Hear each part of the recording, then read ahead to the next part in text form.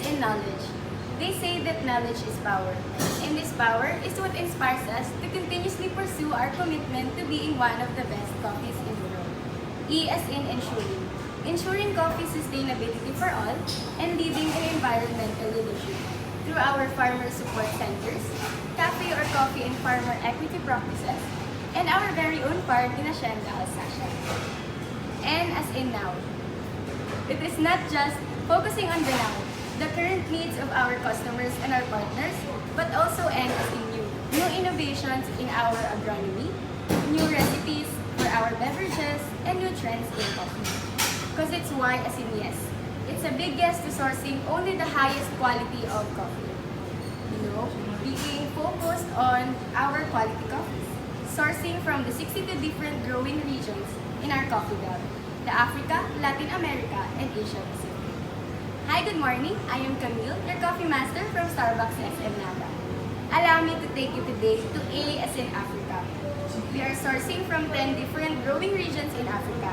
And sit back and relax as I take you to Kenya, our very own Starbucks Kenya.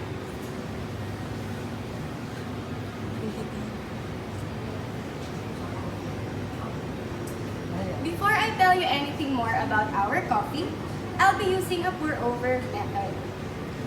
And what I have here is 30 grams of coffee which I have grinded in the number 5 or cone paper filter setting on a grinder. And as you can see, I have already primed our cone and our server to have it ready for our brew. So for our coffee grounds, its dry aroma smells like orange peels. And then now I will pour it in my cone.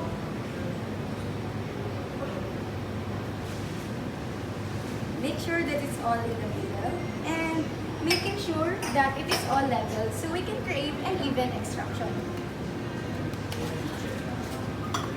Okay. So with the 30 grams of coffee, I will be using 60 grams of coffee to bloom it for 5 seconds. This will saturate the beans and have it ready for our brew.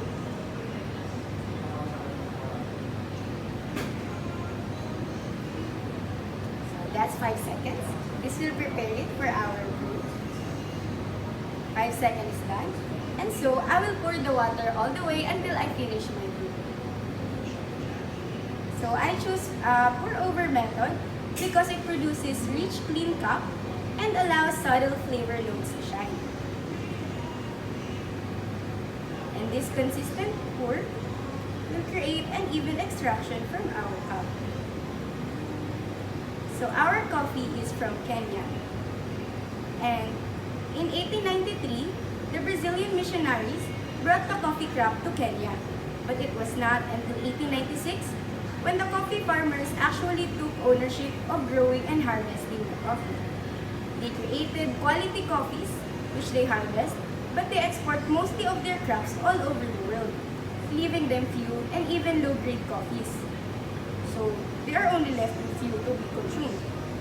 But it was not until 1960s when they took control and actually enjoyed the harvest of their crop.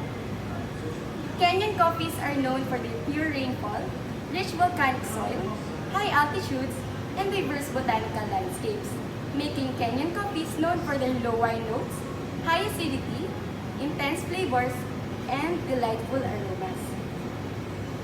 Also, our Kenyan coffees are classified while they're only in green beans. So they are classified by sizes, known as Kenya E, Kenya AB, Kenya PP, C, AA, TT, T, MH, and MM. This, however, doesn't affect the quality of the coffee, for this classification only determines the sizes of the coffee. Because in Kenya, the size of the beans actually matters. The bigger the size, the more essential oils they contain, meaning they create complex and flavorful coffees. So this actually elevates its aromas and flavors. And as coffees, it is so exciting that they care also about this. And the Kenyan coffees are also known for their strictly hard bean or high-grown coffees, which is grown in the altitude between 1,400 meters above sea levels to 2,000 meters above sea levels. Also, one rare fact about Kenya, which I bet you didn't know, is that despite their commitment to coffee quality, they're actually a tea drinking community. So they actually drink more teas than the coffee that they are producing. And also, in Kenya, they create equal opportunities to men and women so that the women are also empowered to take part in growing coffees. And now, why do you think it matters to Starbucks? Because of two reasons. First off is in 2009, Starbucks partnered with African Wildlife Foundation and opened a coffee quality lab in Nairobi, Kenya. This supports reforestation, upgraded factories to create efficiency, and created state-of-the-art dam to conserve water. Another thing is just last year, last 2020, they created the Days for Girls project.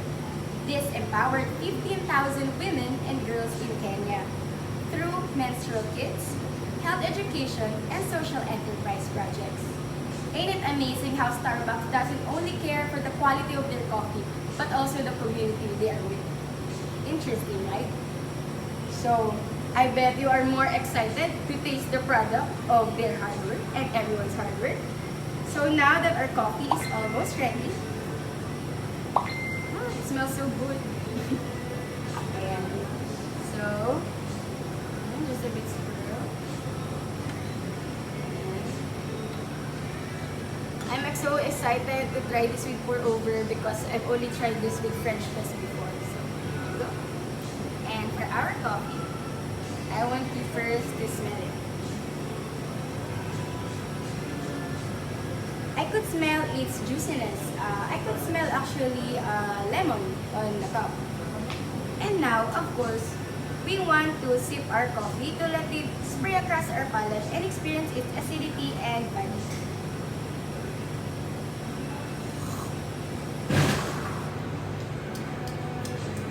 One more sip. For our coffee, notice that it has medium acidity. It's not too low that you won't notice it, but it's not too high for the body. But you can feel it on your tongue. But with the acidity, since this is African coffee, you can feel it on the sides of your tongue. And now, another sip to enjoy its flavors. For the flavors, this is known for their juiciness, and I could actually taste citrus flavors.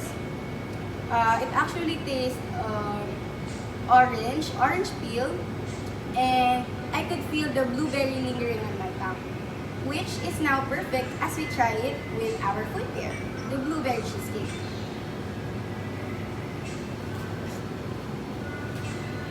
Sorry.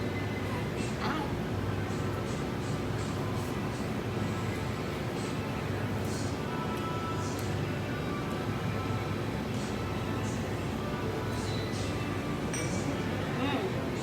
The creaminess of the cheesecake, the cheesecake actually accentuates, it makes it more creamy and sweeter. Also, I could taste its fruitiness even more, making it just perfect. And actually, you wouldn't really taste the bitterness and you wouldn't know that it's coffee when you pair it with it. And now, as Kenyan coffees are also better when it's cool or over ice, I am bringing you to a Starbucks Reserve experience by giving you an affogato today. So I have here is a vanilla ice cream, and I have already made espresso-like mixture using an AeroPress method. So its ratio is 1:3, and I have used 16 grams of coffee. Also, with my mixture, I added 1 pump of simple sugar, just to balance it out. Excuse me as I drink some water to clean my palate.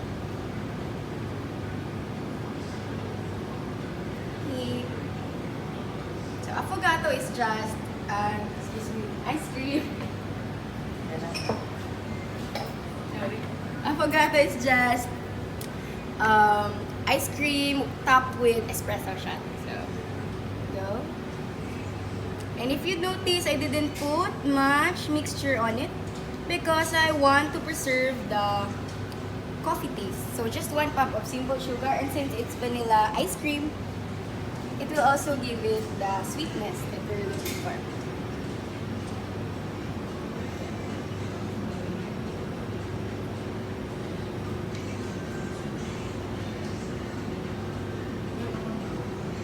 did not expect that.